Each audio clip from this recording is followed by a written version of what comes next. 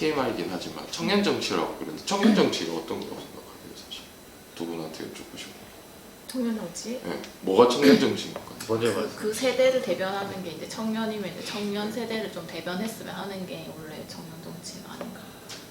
그 원래 이제 성공하고 나서 정치를 더 많이 하니까 젊은 사람들은 좋은 직업이 굳이 많은데 굳이 정치를 업으로 시작한다는 자체가 좀 크잖아요. 다른 길이잖아요. 정치라는 건 투표를 통해서 뽑히는 거니까. 그러니까 이제 정치를 하겠다는 생각부터를 할 수 없을 수도 있죠. 재미있는 건 아니잖아요. 아니 정치학과 나오면 좀 다를지 모르겠는데 보통 사람들이 다 정치학과 가는 것도 아니고. 근데 정병구 의원님 말씀드려서 이어서 말해야 될 것 같아. 아 저요? 내가 정병구 의원님은 진짜 딱 하나만 알고 그분을 찾아가거든요. 우리가 하다 보니까 이게 약간 정치학과 이야기 나오고 생각했는데 네. 전라관광부 장관 출신이라는 그 하나를 네.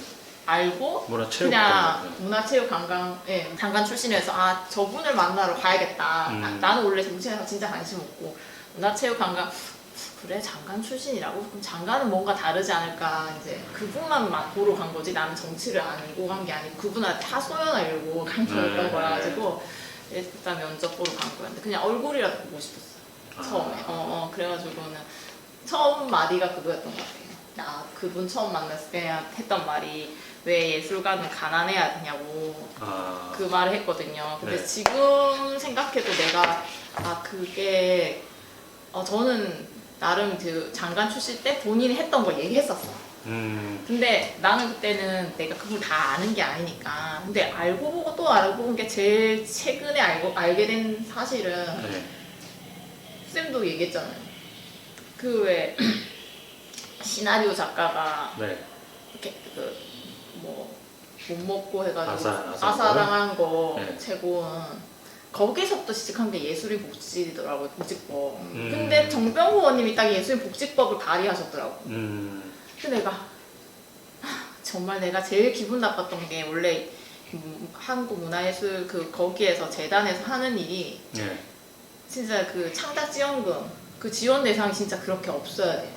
진짜 정말 소득이 없는 사람을 지원하는 그거부터 시작하는 게 이제 예술인 창작 네. 조건이었어요. 네. 그래서 이제 그때 그게 불만이어서 간 거였거든요. 그러니까 약간 내가 약간의 소득이 있다 해도 나는 창작 활동하고 싶은 의지는 강한데 범위가 이렇게 좁냐? 왜 나는 안 되냐? 나는 왜 혜택을 못 받냐는 거지. 나는 모든 사람이보다는 하고 싶은 사람한테 줄 수 있는 거 아니냐. 나는 10,000원 때문에 못 받는 건가 생각했어. 근데 이번에는 아예 지원도 안 했지만 아예 안 되는 것 같아서 조건이 안 돼서 네. 안 되는 것 같다 했는데 그래도 정병구 의원님이 그 예술인들 산재보험 네. 본인이 만들었댔거든요. 아. 할 거는 하신 것 같아. 네. 근데 4대 보험이 네. 예술가들이 안 넣어요. 그러니까 안 되죠. 그죠. 본인은 만들어 놨지만은 현실적으로 작가들이 예술하는 네. 사람들이 4대 보험을 가입 자체를 안 한다고. 안 계속 할 수가 없죠. 계속 수입이 안정적이어야 되니까. 4대 보험료가 그게 은근히 비싸요.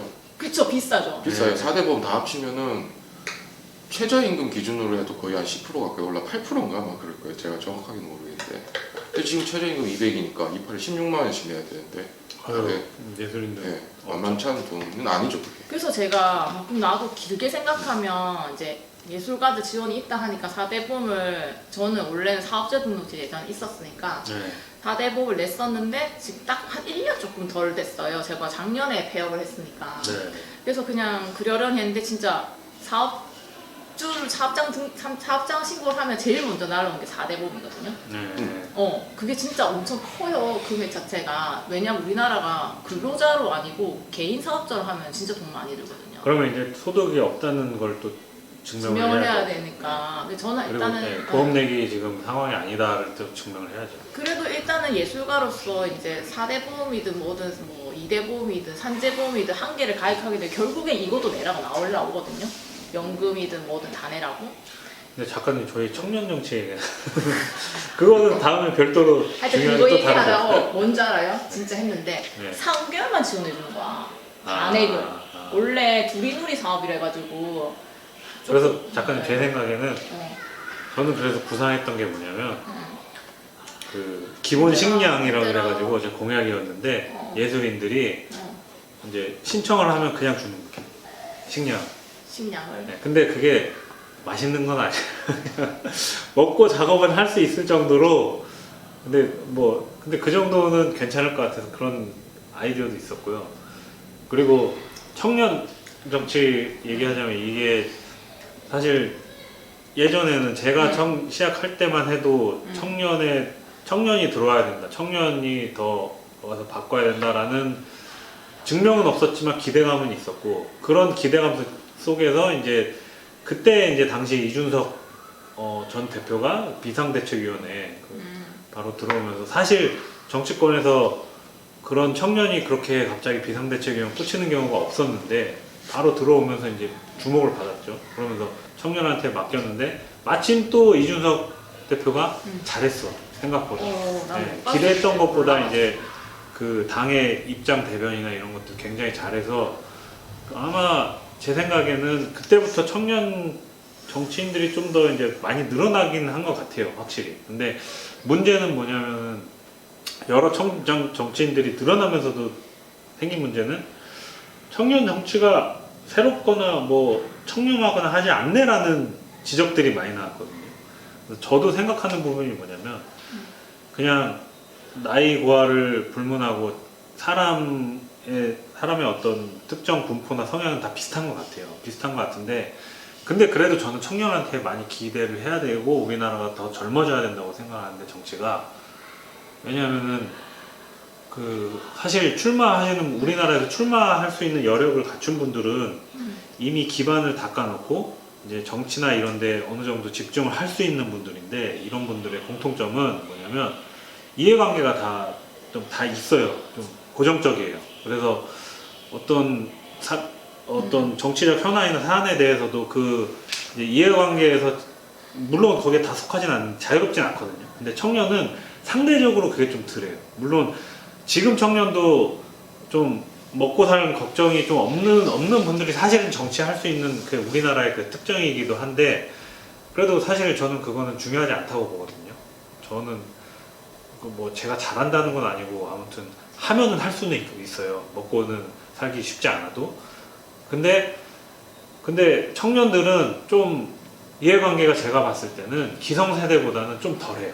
덜하다 보니까 어떤 정치적 판단이나 그런 데 있어서도 조금은 더 이해관계에서 약간은 떨어져서 판단할 수 있는 여건이 갖춰진 거죠. 근데 거기서 이제 그 여건이 갖춰진 상태에서 더 이제 정치적인 목표나 어떤 예를 들면 사람들을 좀 자극하는 거에 열심히 매진하는 사람이 있는 반면 아니면 정말 좀 양심적으로 판단하거나 이런 경우도 있는 건데 결국에는 이제 판단은 유권자분들이 하시는 거죠. 거기서 자기가 어떤 정치를 할 것인지 하는 거는 결국에는 그 청년 당사자들, 정치인들이 선택하는 거고 근데 저는 그래도 청년이 더 늘어나야 되는 이유는 말씀드렸듯이 그나마 이해관계에서 좀 더 벗어나서 좀 더 다수 혹은 그냥 우리 사회를 위한 선택을 할 여지가 좀 더 저는 있다라고 판단합니다. 그래서 저는 청년 정치에 기대를 더 걸고 있습니다. 청년 답변이 정치학교 됐을까요? 출신이니까 아니라고 생각하죠. 반박하셔도 그게 아니라 반박이 아니라 네. 다 맞죠. 얘기해. 내용이 말씀도 맞아요. 근데 저는 이제 그 생각을 했어요. 뭐 TV에 청년 정치 나오고 학교에서 이제 수업 듣고 이렇게 하다가 네. 우리나라 청년이 그 기준 있잖아요. 네. 그 창업을 해도 청년 기준이 있고 뭐 지원금에도 청년 기준, 예술인도 아마 청년 35세, 기준이 있을 거예요. 39세 35, 30. 칼같이 끊어요. 네네. 칼같이 딱 만 34세, 36세, 35세 끊고 거기 조건이 하나 더 붙어요. 군대 갔다 오면은 플러스 네네. 기간만큼. 근데 그렇죠. 근데 가만히 생각해 보면 네. 그럼 그 나이 지나면 뭔데? 아, 그 나이 지나면 뭔데? 근데 나는 그 나이 때든 아니면 그 나이 지났든 나는 그냥 그대로인데.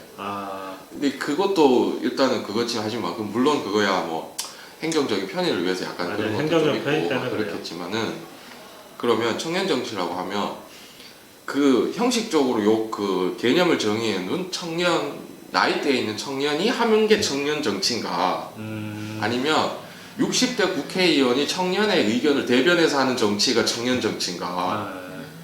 저는 갑자기 그게 헷갈리는 거예요.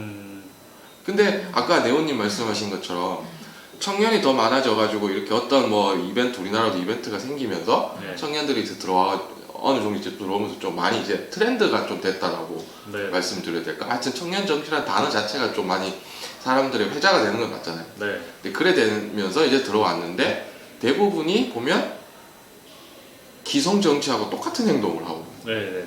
맞아요. 대부분이 그렇죠. 네.